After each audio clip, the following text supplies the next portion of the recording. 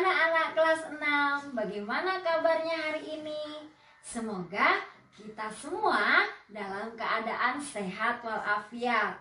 Dan anak-anak masih semangat belajarnya di rumah meskipun dalam situasi seperti sekarang ini. Gimana?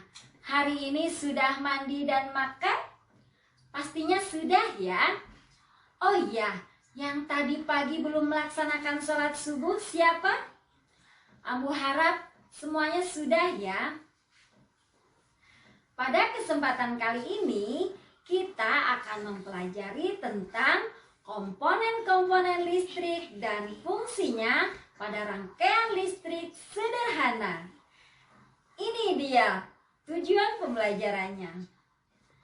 Oke, di pertemuan sebelumnya kita sudah mempelajari tentang pengertian listrik dan istilah-istilah yang ada pada listrik. Nah, sekarang coba kalian sebutkan alat-alat di rumah kalian yang menggunakan listrik. Pastinya kalian sudah bisa semua, bukan? Manusia sekarang ini kehidupannya tidak lepas dari listrik. Nah, sekarang Ambu minta kalian untuk mengidentifikasi alat-alat pada tabel berikut ini yang menggunakan listrik dan yang tidak menggunakan listrik. Alat-alat yang menggunakan listrik disebut dengan elektronik. Bagaimana alat-alat tersebut bisa berfungsi dengan baik? Ya, pintar. Karena alat-alat tersebut tersusun dari komponen-komponen listrik. Ada 3 jenis komponen-komponen listrik. Yang pertama yang disebut dengan sumber listrik. Contohnya aki, baterai, genset, generator, dan listrik PLN. Yang kedua yang disebut dengan penghantar listrik. Di sini contohnya adalah kabel. Dan yang ketiga disebut dengan beban listrik. Di sini contohnya adalah lampu.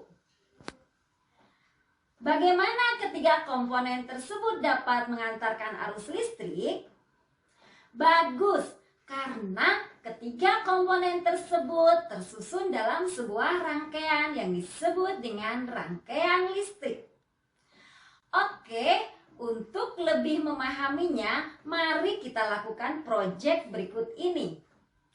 Ini dia alat dan bahannya. Dan ini cara membuatnya.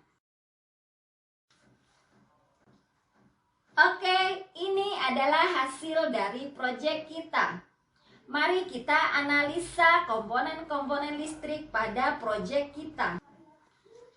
Rangkaian listrik ada 2 macam, yaitu rangkaian listrik terbuka dan rangkaian listrik tertutup. Berdasarkan rangkaiannya, ada 3 jenis rangkaian listrik. Yang pertama yaitu rangkaian listrik seri. Yang kedua, rangkaian listrik paralel. Dan yang ketiga adalah rangkaian listrik campuran.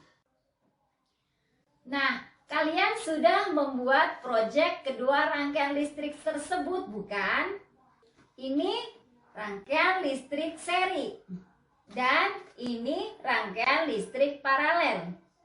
Sekarang coba kalian identifikasi perbedaan rangkaian listrik seri dan rangkaian listrik paralel. Masukkan hasil identifikasi kalian pada tabel berikut ini.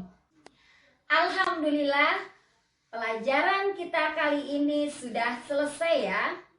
Untuk pertemuan kali ini Ambu cukupkan sampai di sini. Sebagai bahan belajar kalian lebih lanjut, Ambu akan mengirimkan soal dalam format Google Form. Ambu ucapkan terima kasih atas perhatian kalian.